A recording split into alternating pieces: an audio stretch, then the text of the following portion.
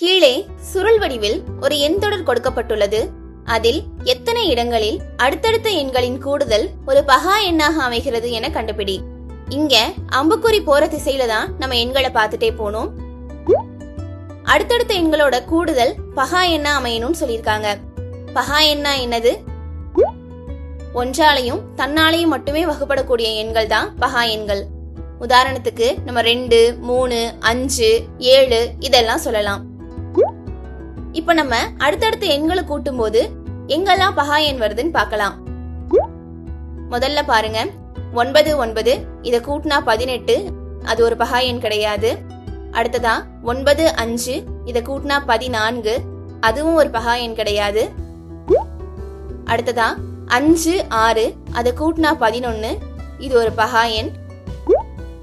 அடுத்ததா 6 9 கூட்டினா 15, அது ஒரு பகா எண் கிடையாது. அடுத்ததா 9 3 கூட்டினா 12, அது ஒரு பகா எண் கிடையாது. அடுத்ததா 3 1 கூட்டினா 4, 4 ஒரு பகா எண் கிடையாது.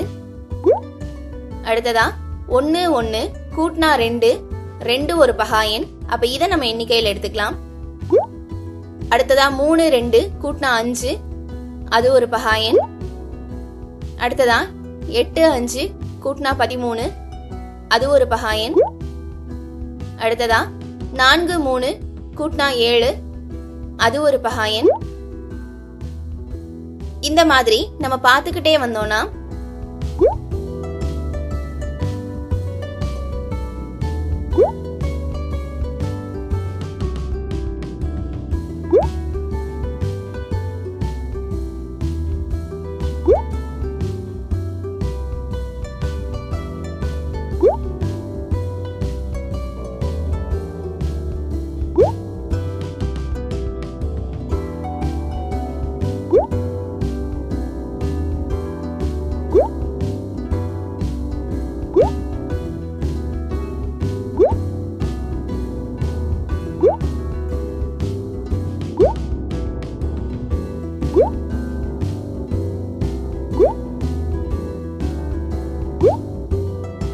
நமக்கு மொத்தம் 20 கிடைக்குது.